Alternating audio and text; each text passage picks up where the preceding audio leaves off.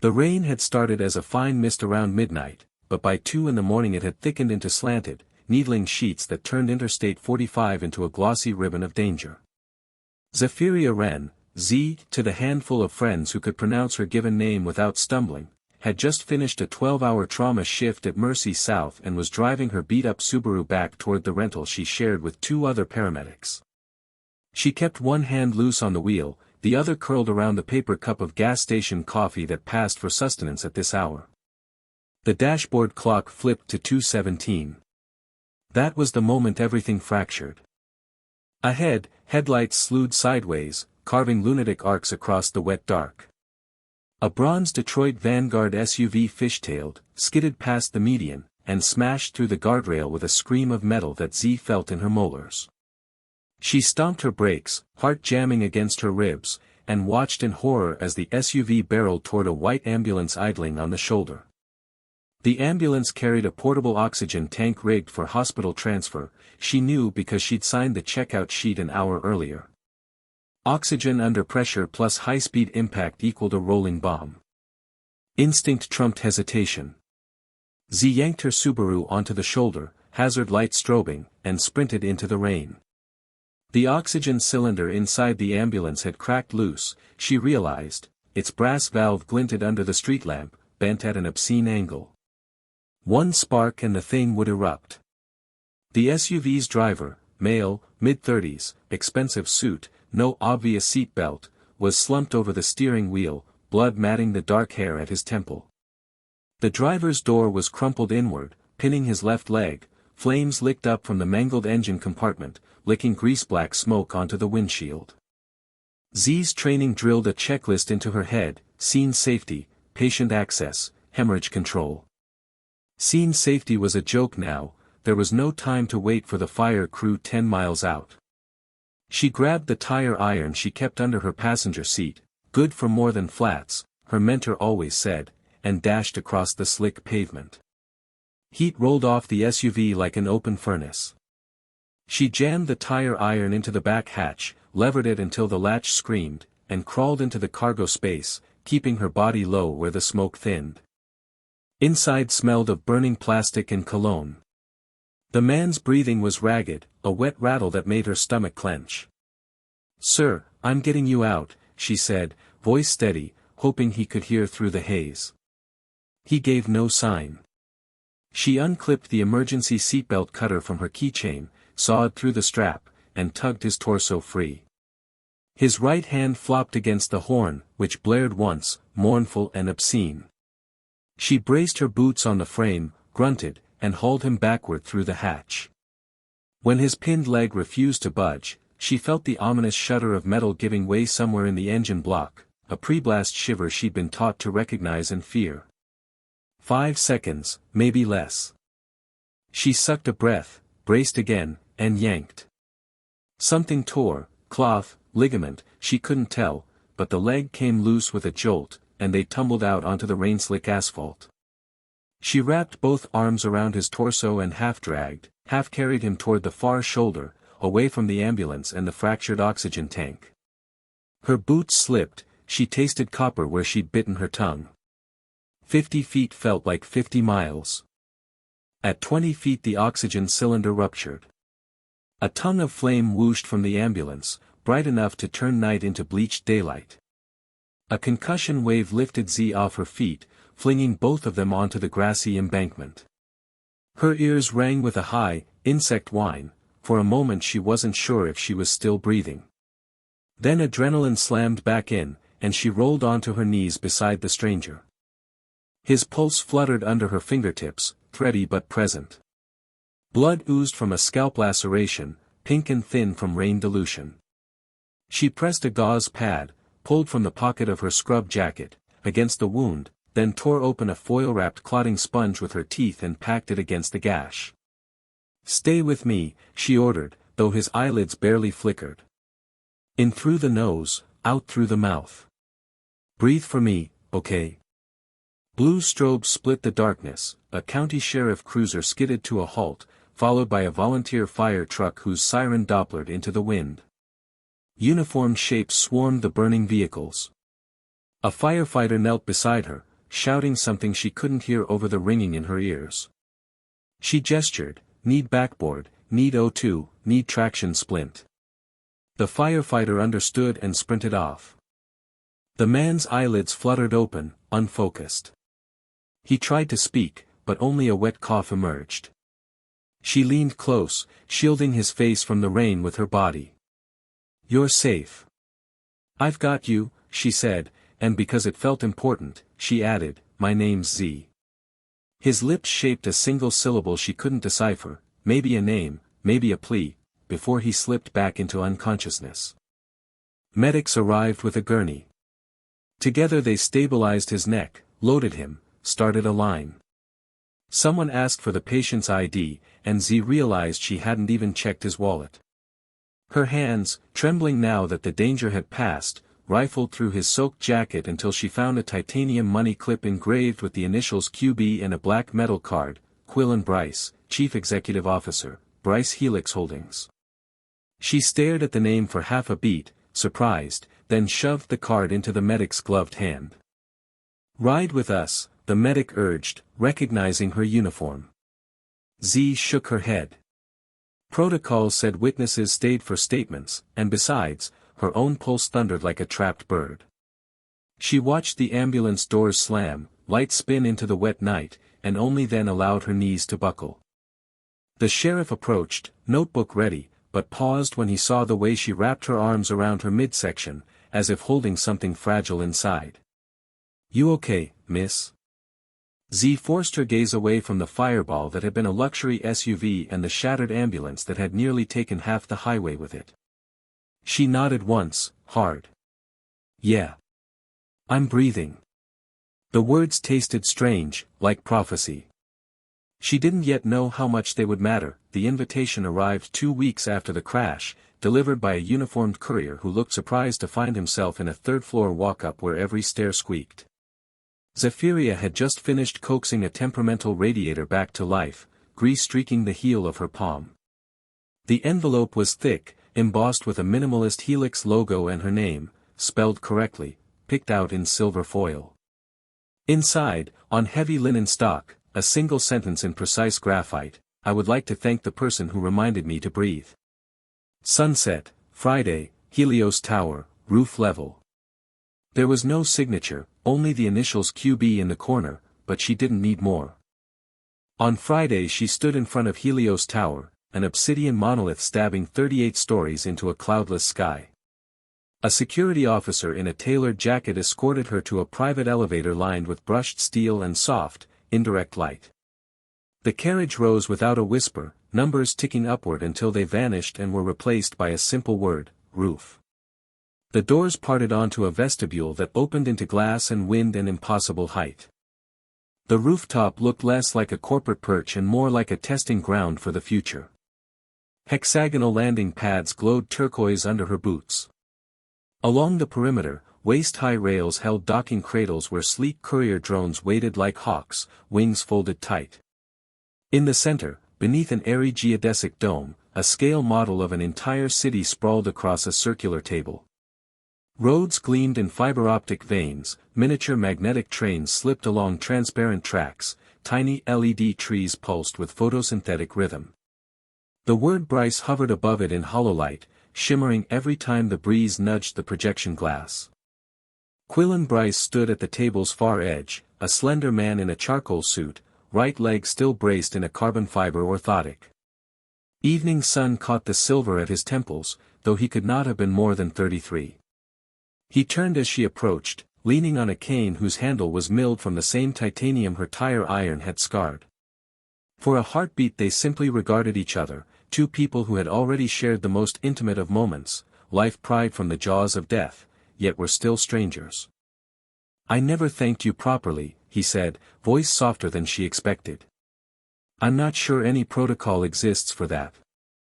"Most people go with a fruit basket," she answered, immediately wishing she'd chosen something less flippant. But he laughed, a genuine ripple that broke the formality. "I thought of fruit. Then I remembered I can buy an orchard but not the courage you showed. So I settled on coffee." He lifted a hand and snapped his fingers. One of the drones unfolded, rotors spinning with a cicada hum, and lifted off its cradle. It arced overhead, descended, and hovered between them, gripping a tray that held 2 ceramic cups, steam curling into the cooling air. Quillen plucked one and gestured for her to take the other. When the drone zipped back to its perch, she realized she was smiling like a kid at a magic show. They settled on a low bench beside the city model. The sun slid toward the horizon, striping the skyline in orange and violet. Below, the real Houston glittered, traffic arteries pulsing with red taillights. Up here, the only sound was wind brushing the dome and the distant buzz of a late flight banking toward Hobby Airport. "Your people said you refused the press," he began, fingertips circling the rim of his cup. "You left the ER before I could speak. May I ask why?" Z traced a tiny mag train with her gaze, watching it disappear into a tunnel. "Because that night wasn't about me. And because attention tends to ruin things it touches." "I can't argue," he admitted. "Bryce Helix grew faster than my ability to keep it honest. I built these drones to move medicine across cities in under 10 minutes. Instead, the board wants to rent them to luxury retailers so influencers can get handbags in 30. She heard genuine frustration, not a curated sound bite. "You still have the power to steer the mission," she said. "Maybe. But power's a slippery grip when you're bleeding and unconscious." He met her eyes. "I remember almost nothing after the guardrail, except a voice shouting, 'Breathe, damn it, breathe.' I woke up intubated and thought I'd dreamed you. Then the sheriff's report landed on my desk." He reached into his jacket and produced a folded sheet of paper. She recognized the hospital logo stamped in the corner, an equipment audit form, the kind she signed by rote at every shift's end. He flattened it on the bench between them. Her signature sat at the bottom, bold strokes she barely recognized now. Above it, highlighted in yellow, a note indicated the ambulance's oxygen tank had failed its last pressure test but was cleared anyway. "The investigator thinks someone tampered with the log," Quillen said. "Your quick exit made them wonder if you knew." Z's pulse skipped. She had scanned the tank's serial number herself, nothing seemed amiss. "I didn't," she answered, pushing back the instinctive sting of guilt. "But if someone doctored that form, they did it after I signed." "I believe you." He folded the sheet again, slipped it away. "My problem is wider. In the past year 3 other safety incidents almost cost lives. Each time, paperwork pointed to a random technician or a clerical error. I'm beginning to suspect sabotage aimed at me, or at the company's valuation. Corporate intrigue felt galaxies away from night shifts and broken radiators, yet she heard sincerity in his voice, a man cornered by forces invisible but lethal. "You're telling me this why?" she asked. "Because you're the only variable my saboteur couldn't predict. You arrived, you acted, and the plan failed. Whoever engineered that crash expected me dead or incapacitated. Instead, I'm here, annoying the board with questions." He looked down at the city model, miniature lights flickering across plastic streets. "I want you on my side, Ms. Wren." She almost laughed at the absurdity. "I'm a paramedic, not a bodyguard. I'm not asking for muscle." He tapped his temple. "I'm asking for eyes that see what protocols miss. Ride along with the drone division for a month. Audit our safety chain. Tell me where the cracks are." Z pictured her cramped apartment, the mountain of overtime forms waiting to be signed, the feeling of stagnation that had settled over the last year like dust. "You're serious." "As a coronary occlusion," he said. Then, more quietly, "as the kid I used to be, the asthmatic 10-year-old whose parents mortgaged the house for treatments. I built Bryce Helix because I remember what it's like to fight for every lungful. When you dragged me from that car, you reminded me I still owe the universe a debt. Let me repay it, starting with you." The last sunlight slipped away, leaving the dome awash in lavender shadow. A cool gust swept her curls across her face, she tucked them behind one ear and noticed his gaze linger, not lascivious but wondering, as if trying to reconcile battlefield memory with rooftop reality. "All right," she said at last, surprising herself. 1 month. "I'll look. If I find nothing, you donate $1 million to the trauma ward at Mercy South. If I find something, you fix it before anyone else gets hurt." His answering grin was quick and boyish. "Deal." He extended a hand. She took it, feeling the tremor still ghosting through his tendons, a souvenir from the crash or perhaps from the weight of this moment. Their handshake held a fraction longer than protocol required. A sudden gust rattled the dome, the drone pads lit up as if sensing weather shift. Quillen rose, leaning on his cane. "Elevators inside.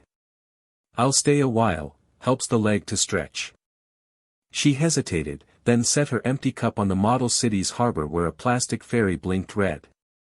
From her jacket pocket she pulled a thin EMT marker, the same one she'd used to label blood draws, and uncapped it. On the curved glass railing that ringed the roof she wrote 2 words in quick, decisive strokes: "Don't forget." Quillen read them, brow lifted. "Don't forget what?" She recapped the marker, slipped it away. "To breathe," she said, and before he could reply she walked toward the vestibule, boots echoing against steel. The elevator swallowed her in mirrored silence. Only when the doors sealed did she let the adrenaline ebb, realizing she'd stepped onto a path with no clear map. On the roof, alone now, Quillen watched the words dry to a dark matte sheen. Wind tugged at his jacket, but he didn't move to leave. He rested both palms on the railing, inhaled through the nose, exhaled through the mouth, and felt something settle, a promise or a warning, he couldn't yet decide, as the drones around him unfolded their wings against the oncoming night. The first week of the 1-month audit went by in a blur of drone hangars, data vaults, and sleepless debriefs. On the 8th night Zephyria opened her hotel door to find a slim envelope on the carpet, no return address, only her initials scrawled in blue Sharpie. Inside lay a single sheet, a photocopy of the ambulance equipment log she had signed the night of the crash. Someone had circled the line about the oxygen cylinder in red, then underlined the inspector's signature, K. Fane. She showed the page to Quillen the next morning. He stared at it for a long minute, jaw working, before folding it into his breast pocket. 2 days later the board of Bryce Helix voted, without warning, to place Quillen on medical sabbatical. They cited post-traumatic cognitive fatigue, a term the company psychiatrist swore he had never used. His access badges were deactivated before the meeting even adjourned. When he called Z to tell her, his voice carried a kind of stunned calm that frightened her more than panic would have. "It's temporary," he said, but she could hear the hollow at the center of the words. She met him that evening at a 24-hour diner off Interstate 10, where the jukebox still took quarters and the waitress knew how to top off a mug without asking. They talked until dawn, about the saboteur, about how a man could be voted out of his own dream, about the hum of engines on wet asphalt. At sunrise he pushed a key fob across the formica. "Penthouse is yours while I'm gone," he said. "The board can't lock you out." She almost refused, then thought of the deadbolt on her walk-up that barely held and the detectives who had begun tailing her street. She pocketed the fob and promised to keep digging. The promise lasted 11 days. On the 12th, a fire alarm shrieked through the tower at 3 a.m. By the time Z reached the drone lab, sprinklers had drowned the server racks and erased 6 months of safety telemetry.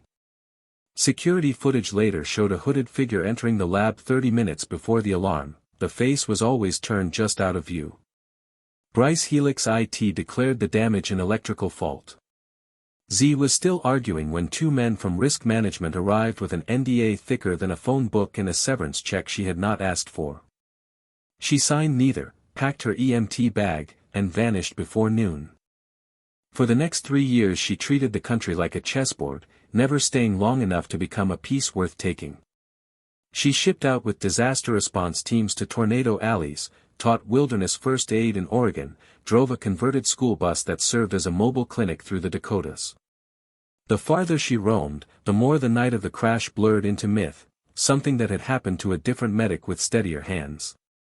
When memories clawed through the sedative of exhaustion, she ran 6-mile loops or welded scrap metal into garden sculptures, anything to keep her mind from replaying the moment the oxygen tank ignited. Only once did she allow herself to Google Quillen's name. The headline, Bryce Helix acquired by Calyx Ventures IN $4.2 billion deal, made her stomach lurch. The accompanying photo showed him on a conference stage, thinner, eyes guarded, the cane replaced by a subtle graphite walking stick. The article quoted him as Founder Emeritus, a title that tasted like exile. She closed the browser and did not look again. Quillen, meanwhile, converted his enforced sabbatical into a scavenger hunt for truth. The photocopied log sheet became his North Star. He hired independent forensics analysts, who confirmed the inspector's signature was forged. He subpoenaed maintenance vendors, only to find the company that serviced the oxygen tanks had dissolved a month before the crash. He paid a retired FBI profiler to map the pattern of accidents plaguing Bryce Helix in its final year. The profiler called it slow-drip corporate homicide. Yet every breadcrumb stopped at the same blank wall, K. Fain, who did not appear in any employee database. A year into the search, an informant slipped him a hint outside a biotech conference in Berlin. If he wanted answers, he should look where the ice meets the sea. Quillen traced the phrase to a medevac training facility in Nome, Alaska. He arrived during the February polar twilight, leg aching in the -40 wind, only to learn that the instructor who matched Z's description had resigned 2 weeks earlier. She'd left behind a forwarding address, a P.O. box in Lafayette, Louisiana. Inside the box he found nothing but a single, familiar phrase printed on a post-it, "Don't forget to breathe." The note might have been a taunt or a benediction, he read it as both. He relocated to New Orleans, purchased a crumbling shotgun house near the river, and quietly funded a startup that built drone-launched field hospitals for hurricane zones. Each prototype bore the name Ziren stenciled under the cockpit. Investors assumed it was a code designation. He did not correct them. Time moved in elliptical orbits. On the anniversary of the crash, Quillen attended a memorial mass for first responders and left a white orchid on an unmarked pew. On the same night, 5 states away, Z stitched a burn victim's arm until her fingers cramped, then sat on the roof of a rural ER and let the cold sky empty itself into her lungs. Neither of them knew that their paths were bending, slowly, inevitably, back toward collision. Collision arrived disguised as a civic tech conference in Houston, themed Cities After Dark. Z's disaster unit had been invited to demo a new triage algorithm. Quillen's drone hospital was slated for a keynote. She almost declined. Houston felt haunted, but budget cuts meant free exposure was gold. She landed at Hobby under a smothering August sky, heart hammering in the cage of her ribs. He took a red-eye from Louis Armstrong Airport, rehearsing a speech he doubted he would give. Their reunion did not happen on stage or backstage or in any place that lent itself to dramatic lighting. It happened in the service corridor behind the exhibition hall, between crates of VR headsets and a vending machine that refused to accept dollar bills. Z was arguing with the machine, palm flat against the plexiglass, when a voice behind her said, "Try the coin slot." The bill readers jammed. She froze. The cadence was unmistakable, the quiet baritone she'd heard over hospital comms and rooftop winds. Turning felt like prying open a door she'd braced shut for years. She turned anyway. Quillen stood 10 feet away, suit jacket slung over one arm, conference badge crooked on his lanyard. The sight of him sent a disorienting rush through her chest, recognition braided with something sharper, like grief that had been waiting its cue. He looked older, yes, but also honed, as if hardship had stripped every extraneous angle. His eyes, impossibly, were the same, gray-blue, sea in winter. Neither spoke for a full heartbeat. The vending machine whirred, mocking the silence. Finally Z managed, "I thought you sold your city in a box for $4 billion and retired to Mars." "Only to the swamps," he said, half-smile tilting. Mars was booked. He took a step closer. "I've been looking for you." She let the word settle, wary of the gravity they carried. "Why?" Because the night you saved my life turned out to be the night someone tried to end it. He reached into his pocket, pulled out the photocopied log sheet, now creased, edges frayed. And you're the only person who can prove it. She stared at the page, at the red circle around the forged name, and felt the past surge up like floodwater. For 3 years she'd run from this exact moment. Now it had found her in a corridor that smelled of popcorn and industrial cleaner. "Come with me," he said, not a plea but an invitation issued to an equal. "There's more, and it's worse than we guessed. But we can still stop it." Z glanced at the vending machine, as if it might offer counsel, then back at the man whose heartbeat she had once coaxed back from the brink. She did not say yes, but she did not say no. She stepped forward until they stood shoulder to shoulder, and in that small movement the 3-year silence cracked open, letting air rush in. Somewhere overhead the conference lights flickered, and the service door swung shut behind them with a sound like a giant inhaling. Quillen led her out a side exit, away from the bustle of the expo floor, into a concrete stairwell that smelled of dust and ozone. His limp was pronounced after the flight and the long day, so she slowed her stride until they moved in step, habit from years of pacing gurneys beside patients. At the basement level he keyed open a service door and ushered her into a low-ceilinged garage lit by a grid of flickering fluorescence. A single vehicle waited, a matte gray van with no plates and the discreet emblem of a pelican stitched on the driver's side mirror. "Borrowed from a Cajun wildlife rescue outfit I bankroll," he said, reading her raised eyebrow. "Nobody questions a van that smells faintly of fish." Inside, the cargo bay had been converted into a rolling command post. A bank of ruggedized tablets glowed on one wall, opposite, a folding workbench bristled with diagnostic probes and forensic swabs. Z slid into the jump seat, more impressed than she let on. The last time she'd been in a van this tricked out, it belonged to FEMA. Quillen powered up the largest tablet, thumb dancing over biometric prompts. "Everything I have is here, accident reports, vendor contracts, private emails that never touched the company server." He brought up a timeline studded with red pins. 14 incidents in 18 months. Each one a hair's breadth from fatal, each one involving a component that passed inspection under the name K. Fane. Z leaned closer. The pins formed a pattern that reminded her of a spreading bruise, small at first, then blossoming. "You still think Fane's a ghost?" "I think Fane is a mask," Quillen said. "Someone high enough to forge digital and physical records, low profile enough to stay invisible." He tapped the screen again. A personnel file popped up, Kendrick Fane, Chief Technology Officer, onboarding date 5 years earlier, Princeton Ph.D., glowing references. A corporate Ken doll. "Looks legit until you zoom." He magnified the ID photo. The edges pixelated in a way that betrayed a composite. Deep fake. Early gen, but good enough to fool HR scanners. Z exhaled a slow whistle. "You built a company on verifying medical data, and someone deep-faked their way into your C-suite. That's either hubris or irony." "Both," he admitted. Then he swiveled, gray-blue eyes searching hers. "When the board iced me, they put Fane in charge of R&D. He's scheduled a full-scale drone demonstration tonight, midnight, at the Port of Houston. It's being sold as a philanthropic test, delivering blood products to offshore rigs, but I traced the flight plans. They intersect with a restricted LNG terminal. If one drone goes down, the blast radius takes out half the channel." Z felt her pulse climb. A controlled accident.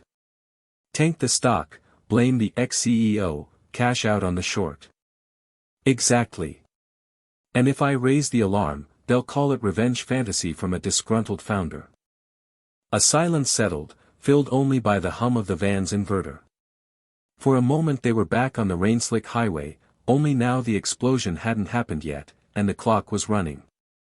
She flexed her hands, feeling phantom heat from the old fire. "What do you need?" His answer was immediate, almost rehearsed. "Your field clearance to get us onto the port without triggering security, your medical kit in case this goes sideways, and his gaze drifted to her chest pocket, where an EMT marker peeked out like a penknife. Your habit of writing reminders. She surprised herself with a laugh, short and bright. All right, Bryce. But if we're crashing a sabotage party, I want eyes in the sky. He opened a side drawer and produced 2 sleek FPV goggles. I thought you'd say that. They hit the tollway at 22:19, the van's electric motor whisper quiet under the roar of 18-wheelers.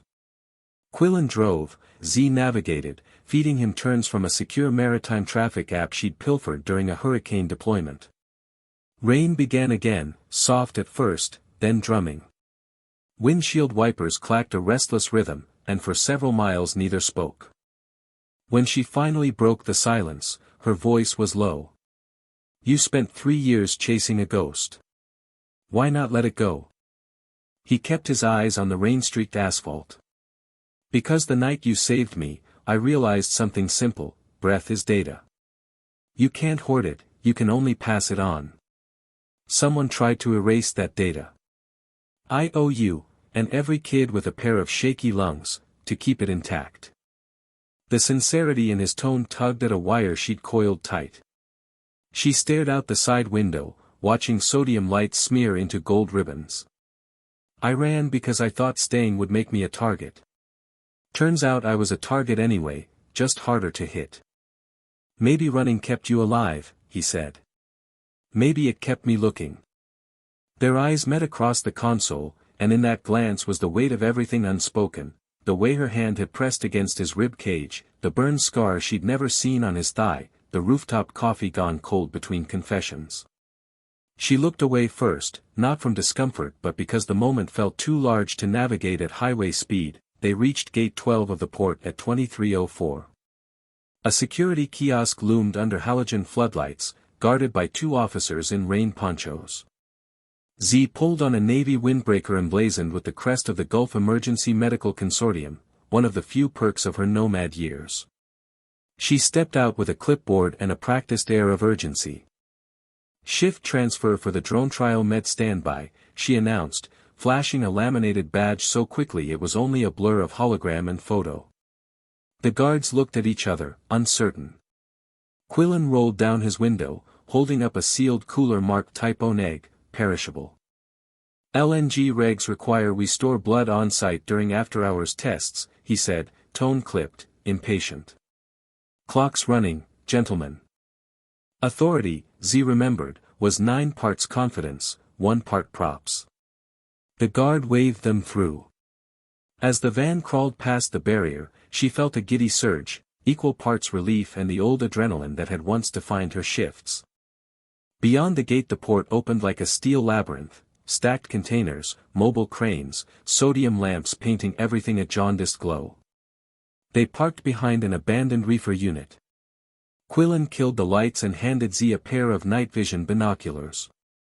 At 23:27 the drone fleet rolled into view, 6 octocopters on flatbed carts, rotors folded, battery packs blinking green. Engineers in Bryce Helix rain gear moved like choreographed ants, securing cargo pods. Z zoomed in. The pods bore the Red Cross logo for blood products, but the mass distribution warnings were missing. Those pods are too heavy for plasma, she murmured. Quillen nodded grimly. I filed a manifest yesterday, should be 30 kilos each. Those look double.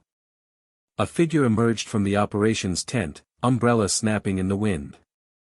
Even from a distance Z recognized the posture, tall, athletic, shoulders squared by the certainty of command. The face, when it turned, was handsome in an AI-generated way, symmetrical, blank. Kendrick Fain. Deep fake, my ass, she whispered. He's real. Or someone wearing the mask, Quillen countered. Either way, he won't be happy to see me. He reached under the driver's seat and produced 2 slim earpieces. Encrypted UHF. If we split, stay on channel 1. If you get cornered, switch to 3 and key twice, I'll bring the cavalry. What cavalry? He cracked a half smile. The Coast Guard owes me a favor. They moved like shadows, skirting container stacks until they were 50 meters from the launch zone. Rain slicked the metal underfoot, thunder rumbled across the bay. Fane conferred with a technician, gesturing toward the LNG terminal that loomed beyond the fence, silos the size of cathedrals, pregnant with gas. Z's earpiece crackled. "Flight plan uploads in 4 minutes, Quillen said. "That's our window." She nodded, even though he couldn't see, and darted toward the operations tent. The canvas flap lifted easily. Inside, a bank of laptops streamed telemetry. She plugged a thumb-sized sniffer into the nearest USB port. Code scrolled, a cascade of coordinates. In 20 seconds she had the file, tagged it for exfiltration. Outside, a shout cut through the rain. A security light swung, catching Quillen in its beam. Fane strode toward him, umbrella discarded, fury etching his features. "You're trespassing, Mr. Bryce." Z cursed under her breath, yanked the sniffer, and slipped out the back of the tent. She skirted the perimeter, hugging shadows, until she was behind the nearest drone cart. From here she could see Quillen and Fane face to face, only meters apart. "Call off the launch," Quillen demanded. "Not tonight," Fane replied. "Not ever, actually. Because after tonight, there's nothing left to call." He nodded to a guard, who raised a sidearm. Z's medical bag weighed against her hip. She slid a hand inside, fingers closing on a flare gun, standard issue for wilderness extraction. She breathed once, twice, then popped up from behind the drone and fired. The flare hissed across the launch pad, crimson comet in the wet dark, and struck the guard's raised pistol, startling him into dropping it. Sparks showered the asphalt. In the chaos Quillen drove his cane into Fane's knee, the man crumpled with a howl. Alarms wailed, security sensors finally catching up. Z sprinted to Quillen, grabbed his elbow. "Time to breathe somewhere else," she panted. They bolted for the van, but the shortest path cut across open ground. 2 guards closed in. Z swung her medical bag like a mace, catching one in the sternum. Quillen, teeth bared, jabbed his cane at the other's wrist, disarming him. Sirens approached, the real cavalry this time. Red and blue strobes flashed at the gate, Coast Guard SUVs fishtailing onto the tarmac. Fane, still on one knee, shouted orders that were swallowed by the wind. Z and Quillen dove into the van, tires squealing as they fishtailed toward the exit. They didn't speak until they hit the freeway and the port lights fell behind. Rain sheeted the windshield, but Quillen drove with steady hands, adrenaline sharpening every reflex. Z plugged the sniffer into the dashboard hub, a 3D map bloomed on the display, dotted with the stolen coordinates. "Look," she said, tracing the flight paths. "They converge here." She tapped a point 5 miles offshore, directly above the LNG intake valve. If one pod ruptures there, gas plume travels with the wind straight into downtown. Quillen's jaw set. Mass casualty event disguised as a humanitarian test. Insurance pays out, stock craters, shell companies buy the remains for pennies. "But why kill half the city?" she asked, voice raw. He glanced at her, eyes dark in the dash glow. "Because some people think profit is breath, and the rest of us are just lungs to burn." Lightning forked across the sky, illuminating the road ahead. In that flash she saw the future pivoting, lives measured in unspent seconds, their own among them. She felt his free hand brush hers on the console, tentative but certain, and she turned her palm upward, letting their fingers lace. The van roared through the storm, carrying 2 fugitives armed with evidence and resolve, toward a horizon no less dangerous for being necessary. Behind them the port was a hive of sirens and searchlights. Ahead, the city waited, oblivious, vulnerable, alive. Z squeezed his hand once, a medic checking a pulse. It beat strong beneath her grip. "We stopped them," she said. Quillen answered without hesitation. "And then," he said, "we finally breathe." The safe house Quillen chose was a former streetcar barn tucked behind a shuttered praline factory in the 9th Ward, 2 stories of brick and wrought iron shutters that smelled of cypress and motor oil. He unlocked the side door with a palm print and ushered Zephyria into a cavernous room where century-old rails still glinted under layers of dust.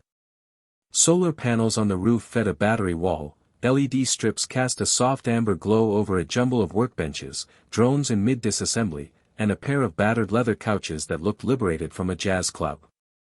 Z dropped her medic bag on a coffee table fashioned from a streetcar wheel and pivoted straight to the evidence. The sniffer drive plugged into a workstation, spinning up with a whir that echoed across the barn. Lines of code and geospatial grids flooded the triple-wide monitor. She peeled off her rain-soaked windbreaker, fingers already dancing over the keyboard to isolate the payload manifests. Quillen limped to a fridge, produced 2 bottles of coconut water, and set one beside her without comment. 8 pods, she said after 5 minutes, scrolling. 6 packed with liquid ammonium nitrate, 2 with stabilizers. Airburst detonation at 300 meters. She zoomed into a simulation, a red shockwave blooming outward, swallowing the LNG silos, then rolling over the bay toward the city. They weren't just going to crater the stock price, Quillen. This is catastrophic. He braced both hands on the back of her chair, reading the numbers with a grin set to his mouth. And we have 93 minutes before the first drone is scheduled to lift off. Even with the Coast Guard on scene, Fane can claim we planted this file. Chain of custody is shot. Then we need a third-party witness, Z said, already opening a secure VoIP window. Someone the public trusts, someone who can't be bought. Quillen's gaze flicked toward an old brass clock on the wall, its hands crawling past 027.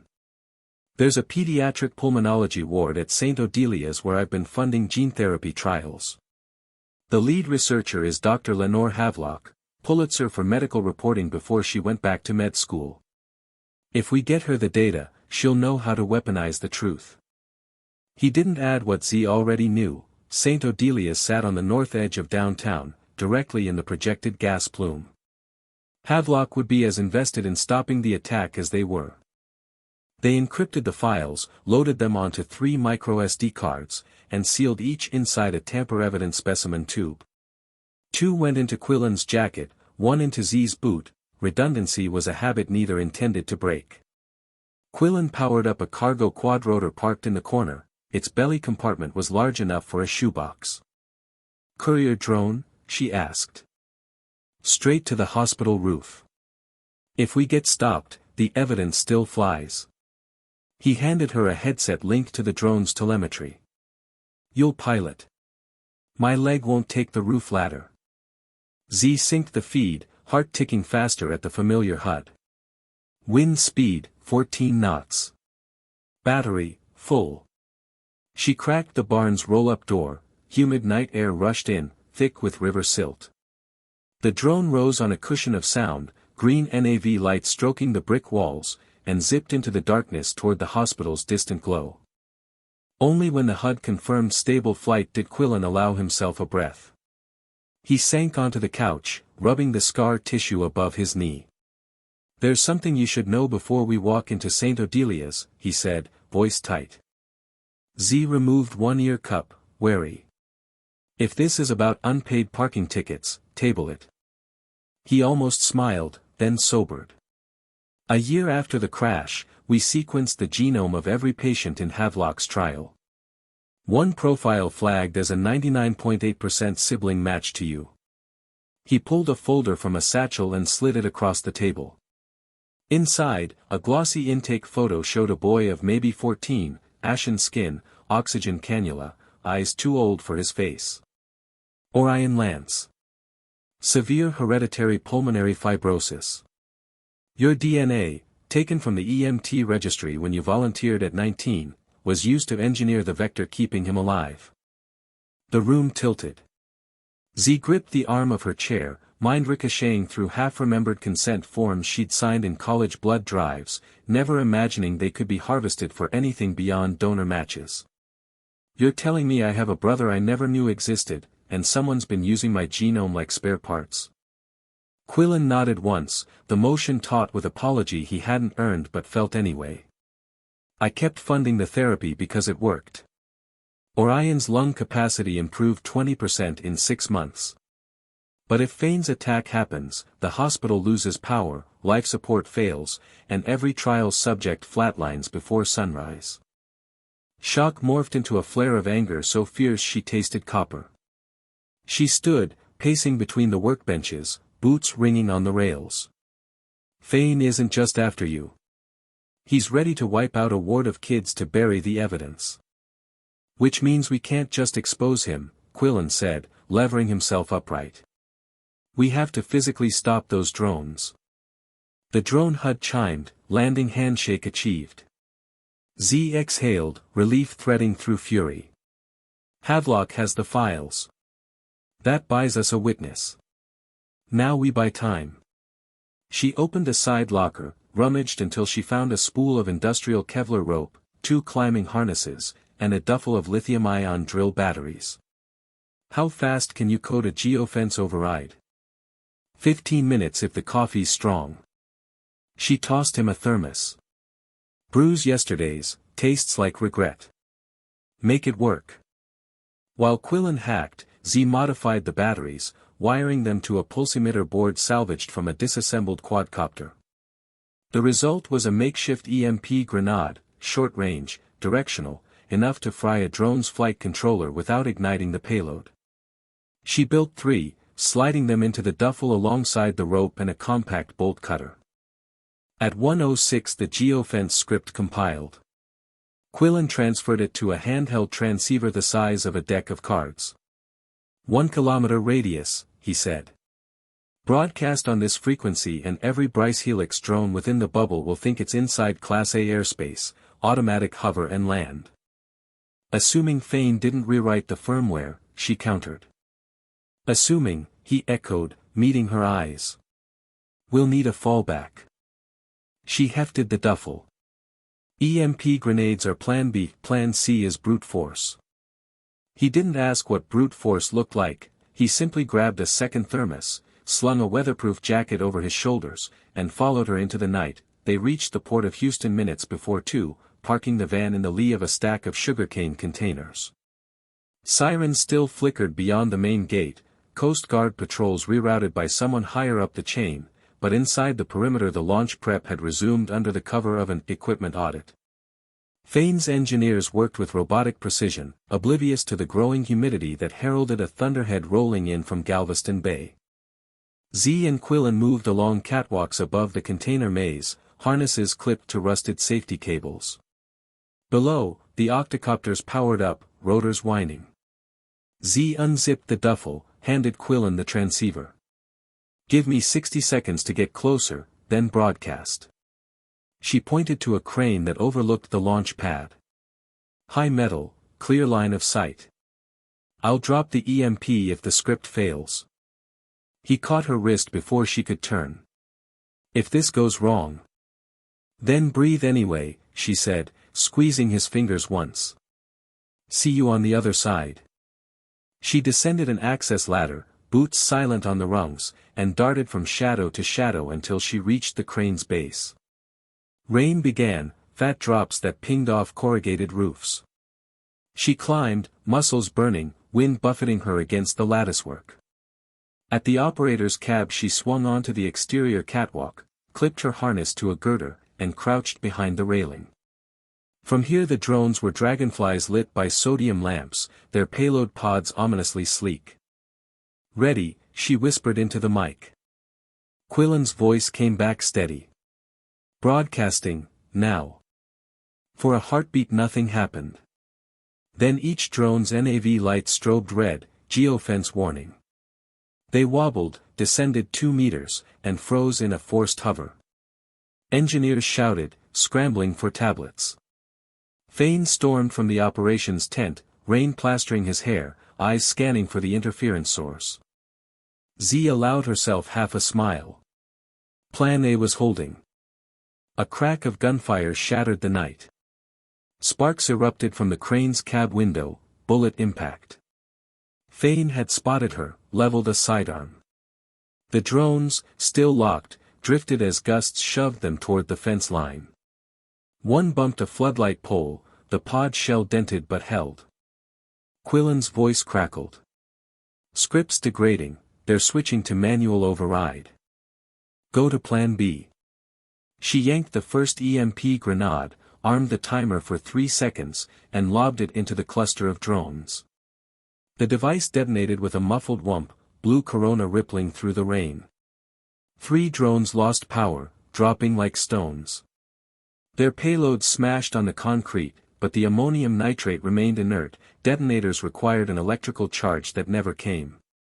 The remaining drones veered erratically. One angled upward, autopilot corrupted, and hurtled toward the crane. Z dove flat as it clipped the railing, metal screeching. The payload skidded along the catwalk, coming to rest against her boot, thin shell hissing where a seam had cracked. She stared at the chemical slush inside, a cocktail that could vaporize half the port if sparked.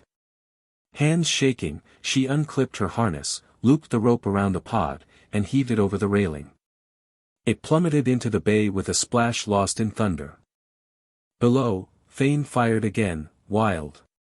Quillen tackled him from the side, cane forgotten, both men crashing into a puddle slick with fuel sheen. The gun skittered across the asphalt. Z couldn't risk another EMP, too close to Quillen's pacemaker implant. Instead she vaulted the railing, rappelled down the crane's ladder, boots slamming rungs in a controlled freefall. By the time she reached ground level, port security sirens converged. The Coast Guard had broken through. Guards disarmed Fane, cuffed engineers.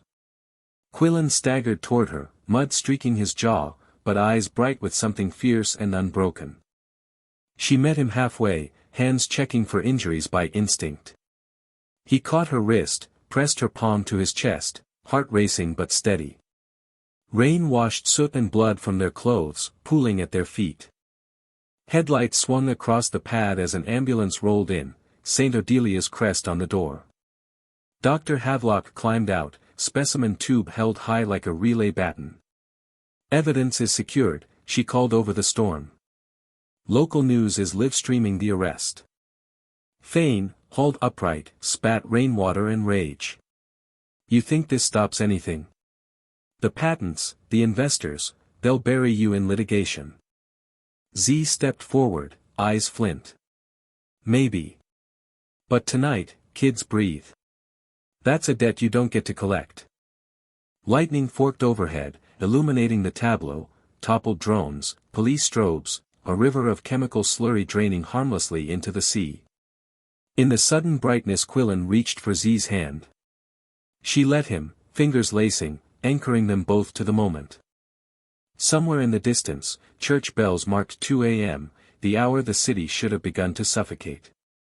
Instead, oxygen tanks hummed in pediatric wards, traffic lights cycled green, and life went on, unaware of how narrowly it had skirted oblivion. Quillen turned to her, voice rough but certain. Orion's waiting at the hospital. When the sun comes up, I want you to meet him. Her throat tightened around 100 tangled feelings, fear, hope, the fragile awe of finding family in the ashes of conspiracy. She managed a nod, tears mixing with rain. They stood amid the wreckage, sirens fading into the night, and for the first time since a bronze SUV crashed through a guardrail 3 years earlier, Zephyria Wren felt the future inhale, wide, impossible, and full of breath. Dawn seeped into the corridors of St. Odelia's like pale gold syrup, pooling on the terrazzo floors and tinting every stainless steel surface rose. The hospital had locked its main doors at 3 a.m. after the Coast Guard radioed confirmation that the port threat was neutralized, but word traveled faster than security protocols. By 6, reporters thronged the sidewalk, cameras craning toward the pediatric wing's 6th-floor windows. Zephyria felt the thrum of their questions. What really happened at the port? Who is Kendrick Fane? Vibrate through the glass as she rode the staff elevator up with Quillen and Dr. Lenore Havelock. The physician had been awake all night, yet her spine remained arrow-straight, her voice steady as she briefed them between floors. The encrypted files Z had sent by drone were already mirrored to 3 media outlets, and a federal investigator in D.C. Havelock's name on the cover letter gave the leak immediate credibility. Even the most litigation-happy network lawyers wouldn't risk suppressing data from a Pulitzer-winning doctor. She rattled off a list of statutes Fane had violated: federal explosives, terrorism, endangerment, and ended with a crisp, almost savage, "The man won't see daylight for decades." Only then did she allow a flicker of exhaustion to crack her facade. "But let's keep the children off the chessboard. Cameras stay outside." Z nodded, grateful. Her boots were still damp from rain and chemical runoff, and every muscle felt strung with barbed wire. Yet the closer they came to the ward, the more adrenaline bled away, replaced by an anxious tenderness she hadn't felt since the night she first coaxed a newborn's breath in an ambulance. She was about to meet a boy whose DNA mirrored hers, a mirror she never knew existed. The elevator chimed. They stepped into a hallway washed in soft aquamarine light, walls painted with sea turtles and kelp forests to disguise 4 poles and oxygen lines. Nurses in lavender scrubs offered weary smiles. Word of the nocturnal siege had leaked through internal channels, and relief shimmered in every glance they gave Quillen. He acknowledged them with quiet nods but said nothing, saving his voice for the conversation ahead. Room 623 sat at the end of the corridor, its door ajar.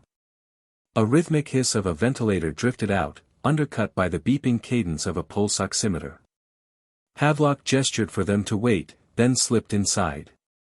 Z heard a child's sleepy protest, followed by the doctor's calm reassurance. A minute later Havelock reappeared and motioned them forward. Orion Lance lay propped against a wedge pillow, wiry arms dotted with sensor leads, hair sticking up in sleep-tousled spikes. The cannula under his nose was narrower than the standard adult size. Havelock had engineered custom soft silicone tubing that minimized skin breakdown. His chart on the bedside monitor showed oxygen saturation of 92%, impressive for someone who, a year earlier, couldn't hold 85 without BiPAP. He looked up as they entered, and for an instant Z forgot how to speak. The boy's eyes were a shade between slate and storm cloud, a color she had seen only in her own mirror after night shifts, her father's eyes, according to old photographs. Quillen introduced her simply, "Orion, this is Z. She's the medic who helped make last night safe." The boy's gaze flicked from Quillen to Z, curiosity sharpening into recognition he couldn't name. She stepped closer, pulse hammering in her throat. "I heard you like model rockets," she managed. "My mentor taught me to build them from tongue depressors and syringe plungers." His grin, lopsided but bright, carved a dimple in his left cheek. "You can't get altitude with tongue depressors," he said, voice thready but confident. "Unless you cheat with composite propellant." "Shows what I know," she said, sinking into the chair beside his bed. "Maybe you'll teach me." Quillen moved to the foot of the bed, leaning on the rail, giving them space yet remaining an anchor in the room. Havelock busied herself at the medication cart, though Z suspected the doctor was cataloging every micro-expression. The conversation drifted: Orion's upcoming science fair project, ion thrusters, the hospital's therapy dog, a lumbering mastiff named Galileo, Z's most embarrassing EMT story, an accidental siren blast inside a drive-thru. Laughter loosened the knot in her chest. But when Orion's eyelids drooped, fatigue overtaking curiosity, she reached for his chart under the monitor, skimming notes with professional speed. Gene therapy vector, ZWRN beta 3. Administration schedule, monthly infusion, donor match 99.8%. Adverse events, none. Prognosis, cautiously optimistic. Her thumb brushed the page's margin, where a note in Havelock's handwriting read, "Donor availability critical. Contingency pending." Understanding clicked into place. "You've been using my archived cells," she said quietly. Havelock closed a vial drawer, meeting Z's gaze without apology. "The registry sample you provided at 19 was perfect. But frozen stem cells degrade over time. Orion needs fresh donor material to sustain the gains we've made." "How soon?" Z asked. "In 7 days." The doctor's tone remained clinical, but her eyes softened. "A single peripheral blood draw will yield enough progenitors for 6 months. After that, we'll schedule quarterly harvests. It's outpatient, mild anticoagulation, apheresis. Low risk to you. Low physical risk, Z thought, but emotionally the stakes were incalculable. She looked at the sleeping boy, the flutter of his chest beneath the hospital gown, the way his fingers curled instinctively toward the pulse ox clip. "I'll be here," she said, the promise landing with the weight of oath. "Whenever he needs it." Quillen's exhale was audible. When she met his eyes, gratitude radiated from him so fiercely she had to glance away or drown in it. A nurse entered with morning meds, and Z stepped into the hallway, needing air. Quillen followed. The door clicked shut behind them, muting the monitor's lullaby. "You didn't have to decide on the spot," he said, voice low. She rubbed her palms down her jeans, damp from anxiety. "Yes, I did. The universe keeps throwing lungs at me, yours, his, a whole city's. Maybe that's the point. Maybe I'm supposed to keep them inflated." He watched her for a long moment, then offered his hand, not as a romantic gesture but as solidarity. She took it. The silence between them felt companionable, charged with possibility rather than dread. An orderly hurried past with a tablet, whispering into his comm. Z caught the phrase FBI transfer, then suspect en route to federal holding. Good, she thought, Fane was leaving the state. She hoped the transport van had no guardrails to crash through. But the calm lasted minutes. Havelock emerged from 623, phone pressed to her ear, brow furrowed. "That was internal security," she said after ending the call. "A U.S. Marshal escorting Fane just collapsed in the lobby, severe respiratory distress. Paramedics suspect aerosolized toxin delivered through the prisoner's handcuffs." Z's training snapped into gear. "Is the lobby sealed?" "Lockdown initiated, HVAC on recirc," Havelock said. "But the toxin is unknown. If it's organophosphate, we have maybe 10 minutes before secondary exposure." Quillen swore softly. Fane had a contingency. "He always does," Z muttered. "Where's Orion's isolation room?" "Negative pressure, level 2, Havelock answered.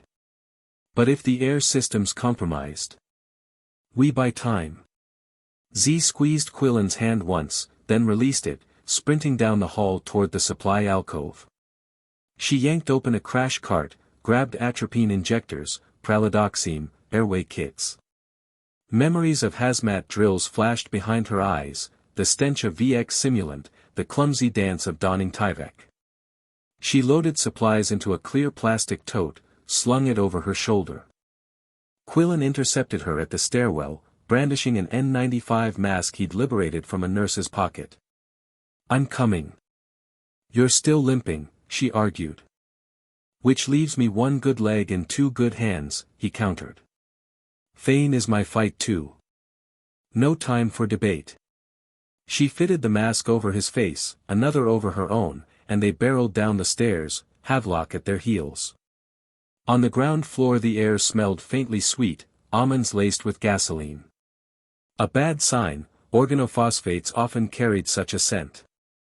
Two nurses crouched beside the fallen marshal, who gasped like a fish on deck, eyes bulging. Fane, still cuffed, sat against the wall, expression serene, as if watching theater. Z slid to her knees, assessed the marshal, pinpoint pupils, diaphoresis, bronchoria. Textbook nerve agent. She jabbed an atropine auto-injector into his thigh, counted 10, followed with pralidoxime. Quillen knelt opposite, holding the man's head to maintain airway patency. "You know," he said to Fane without looking up, "for someone who worships data, you rely on chaos an awful lot." Fane's lips curved. "Chaos is just undiscovered order." Z ignored him, monitoring vitals. Heart rate climbed from 40 to 60, a good sign, but lungs still wheezed. She snapped for a BVM, a nurse handed it over. As she ventilated, she saw security guards herding visitors into side corridors, sealing fire doors. The hospital's incident command team was efficient, they'd practiced mass casualty drills monthly since Katrina. But if the HVAC had pulled toxin into upper floors, immunocompromised children could be seconds from crisis. Havelock crouched beside Z. Maintenance is flushing ducts with activated charcoal scrubbers. 20 minutes to full clearance. Too long, Z said. She glanced at Fane. Antidote? He shrugged, cuffs clinking. Dose-response curves are for amateurs. Quillen rose, Cain forgotten, fury simmering. How many people have to suffocate before you feel successful? Fane tilted his head, studying Quillen as if he were a lab rat that had learned a new trick. Success isn't binary. It's iterative. Tonight I lose, tomorrow I learn. He tapped his temple with cuffed hands. You taught me that, back when you cared more about code than conscience. The marshal coughed, then drew a shaky, unassisted breath. Z exhaled, relief tempered by urgency. She handed ventilation duty to a nurse and stood, facing Fane. Iteration implies improvement. All I see is collateral damage. Perspective, he replied. She considered striking him, but violence would grant him narrative leverage. Instead she leaned close, voice low. Your perspective ends at the edge of your lungs. Mine starts there. Sirens wailed outside, hazmat arrival. The incident commander announced over PA that toxin levels were dropping, all vitals stable. Fane's last gambit had failed, but the hospital would spend days scrubbing trust back into its walls. Quillen placed a hand on Z's shoulder. Let's get back upstairs. They left Fane to the marshals and rode the elevator in silence, adrenaline ebbing. In the ward corridor, Orion's door remained closed, isolation protocols active. Through the glass they saw him awake, watching a live stream on his tablet, footage of Z kneeling beside the marshal, Quillen beside her. The boy looked up, eyes shining, and pressed a palm to the window.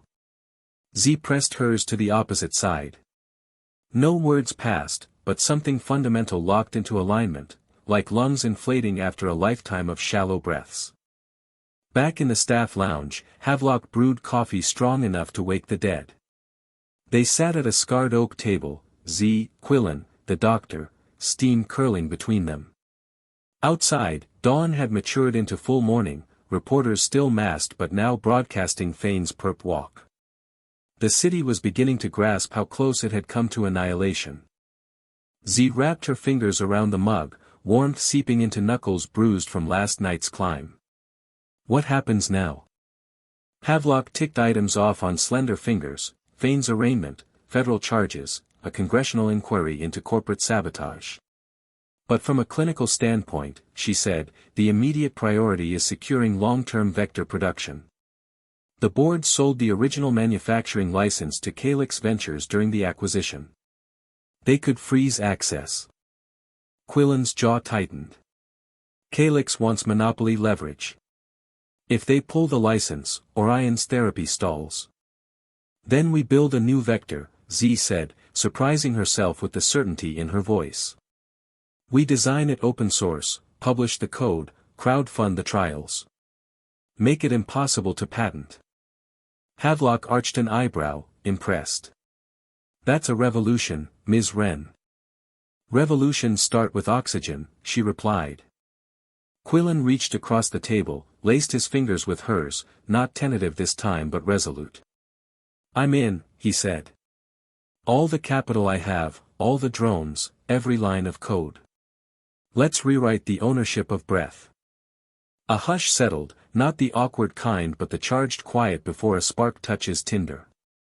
They were three people bruised by the same storm, now aligning their compasses toward a horizon none could navigate alone. Havelock rose, white coat swirling like a banner. First step, secure lab space beyond Calyx's reach. I know a decommissioned Navy biosafety facility on the Gulf.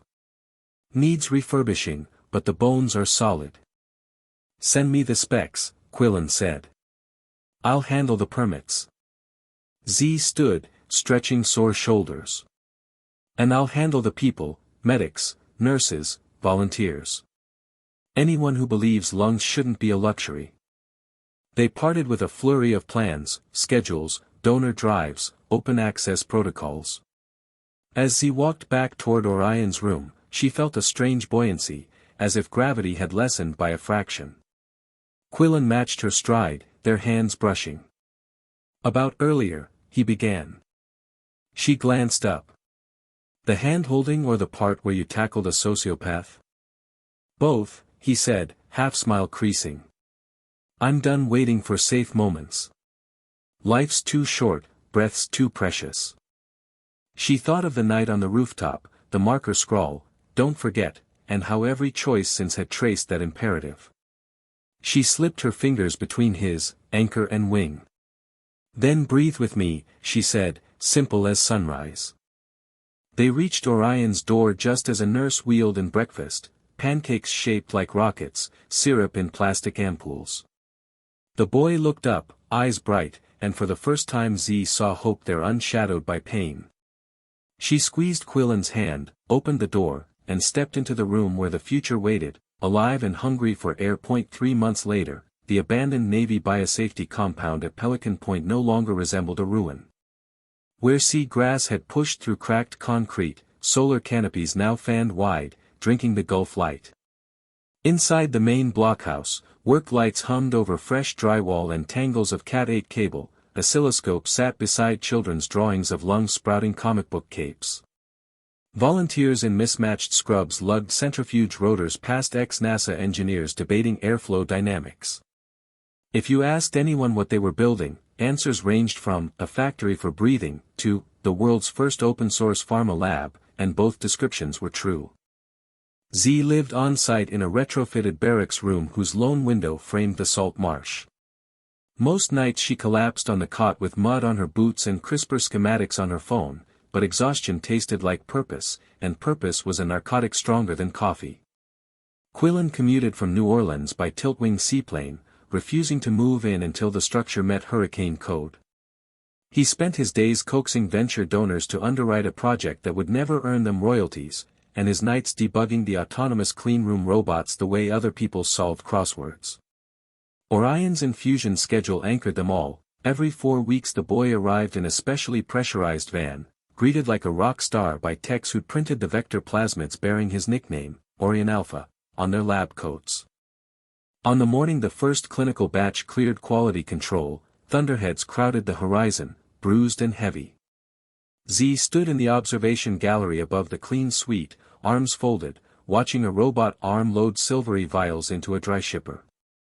Each vial held 1 billion lentiviral particles built from her hematopoietic cells, polished by Quillen's bioinformatics, and triple-checked by Havelock's team. In theory, the therapy was as much hers as Orion's, yet seeing it sealed away felt like handing over a fragment of her rib cage. She exhaled, fogging the safety glass, and murmured the mantra that had become her heartbeat: breathe in, breathe out, pass it on. Her comm badge buzzed. Quillen's voice crackled through the channel, tight with urgency. "We have company, East Gate, 2 SUVs, calyx plates." She jogged the catwalk to the admin wing, pulse quickening. Through the security monitors she saw a knot of suits disembark, led by Serena Crow, Calyx's chief legal architect. Crow wore hurricane-proof stilettos and a smile that never reached her eyes. Beside her, a gray-bearded man in a linen blazer paused to survey the facility. The camera zoomed and Z's breath snagged. The man was Callum Bryce, Quillen's estranged father, venture capital legend, and silent majority shareholder in Calyx Ventures. By the time Z reached the foyer, Quillen was already there, shoulders squared as if bracing a bulkhead. Crow produced an injunction the thickness of a phone book, alleging misappropriation of proprietary vectors, violation of non-compete clauses, and reckless endangerment of market stability. She laid the document on the reception desk with the finality of a guillotine. Callum did not speak, he simply removed aviator glasses and looked at his son with the weary sorrow of a man disappointed to find a mirror. Quillen's reply was calm enough to make Z's skin prickle. "We open-sourced every line of code 41 minutes ago. What exactly are we accused of stealing? Public knowledge?" Crow's smile thinned. "The cells are proprietary. Your Medicare signed broad consent when she donated in college. Calyx owns that biology. Her gaze slid to Z, shark cold. We are prepared to seize all derivative material, starting with today's batch. Z felt a wave of nausea, equal parts rage and betrayal.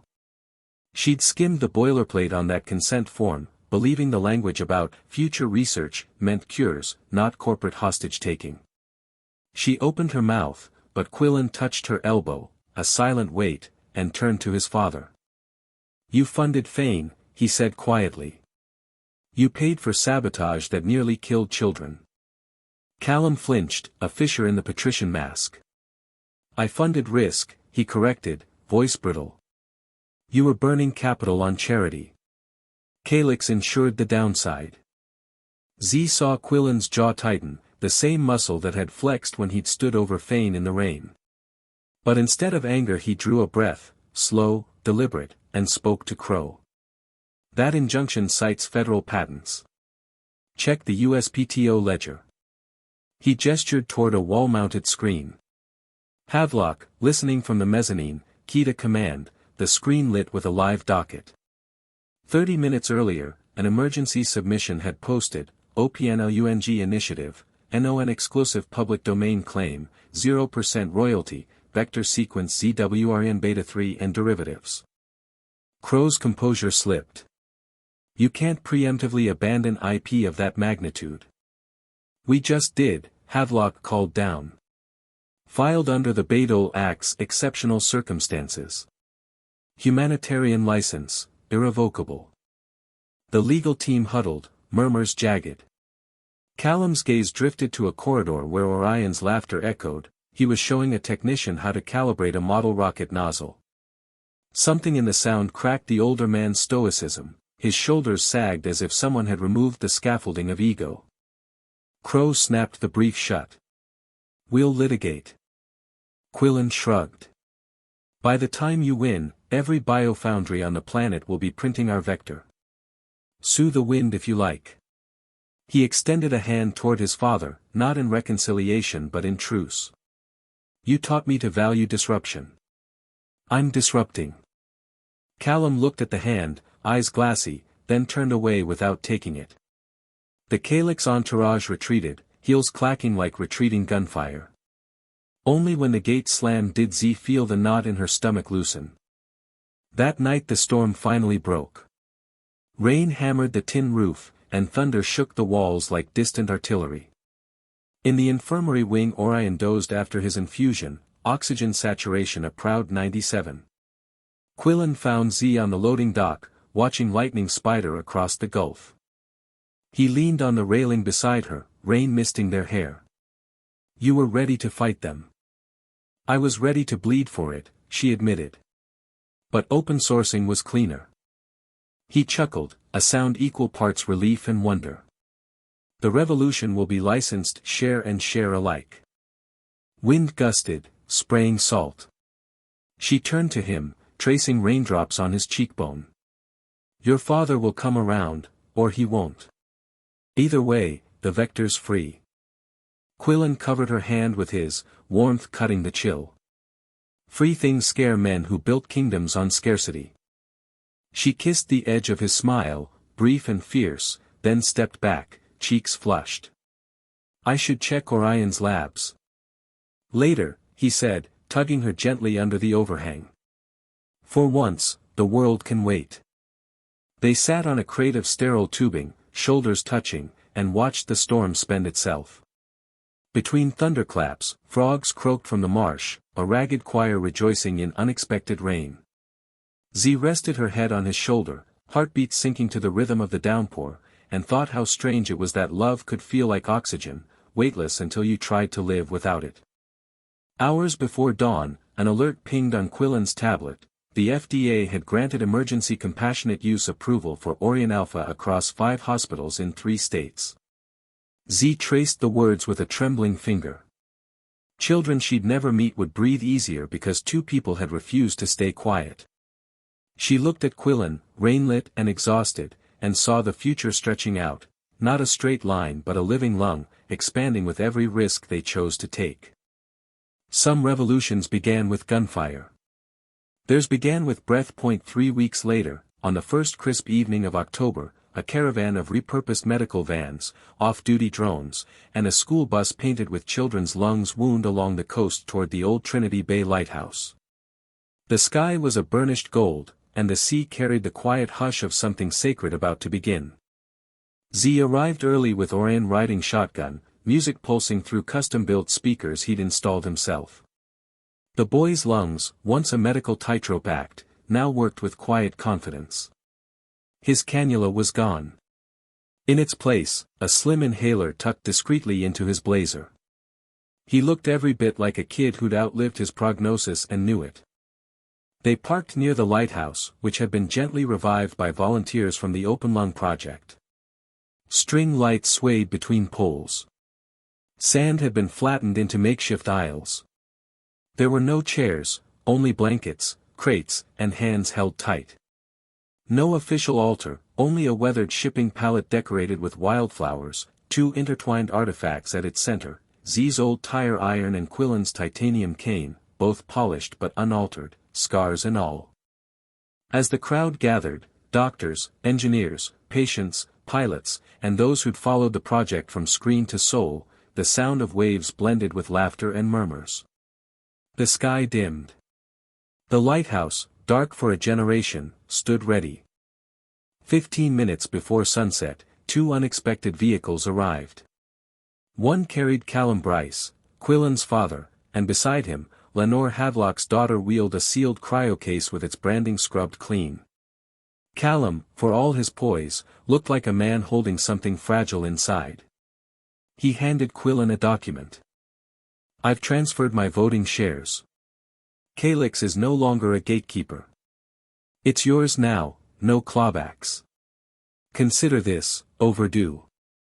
Quillen said nothing at first.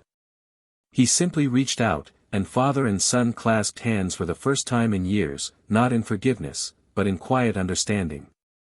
The second delivery was a live tree, an oxygen-rich pine seedling genetically modified for carbon reclamation. Donated in the name of Kendrick Fain, whose court deal included bioremediation labor for the very world he tried to fracture. The irony wasn't lost on anyone, but the tree stayed. They planted it beside the lighthouse.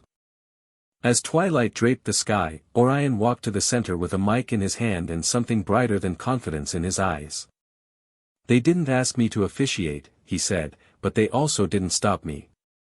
So, here we are. Z, Quillen, you've both nearly died to give breath to strangers. You've saved each other more times than either of you will admit. This, today, isn't about vows. It's about what you've already proven, that choosing someone again and again, despite the storms, despite the sabotage, is the most radical thing we can do." He turned to them. "So I ask you both, will you keep choosing each other in every possible future?" Z answered first. "I will. Through every emergency, every night shift, every broken thing we rebuild from ash, I will." Quillen reached for her hands. "I will. When the world spins too fast, I'll hold the rhythm steady. When it goes quiet, I'll breathe with you." Their kiss was met with cheers, laughter, and the sudden bloom of drones rising into the night, each carrying a lantern that slowly spiraled upward, forming a constellation of light across the bay. The lighthouse flared to life, its rotating beams spelling one word, breathe, across the sky in slow, luminous arcs. Later, as the music faded and only close friends remained, those who had marched with them through fire, lab accidents, lawsuits, and miracles, Z climbed the lighthouse stairs alone. She took her EMT marker, uncapped it, and wrote along the window pane, "Don't forget." Still. Then she added the date. And 3 initials, ZW. QB.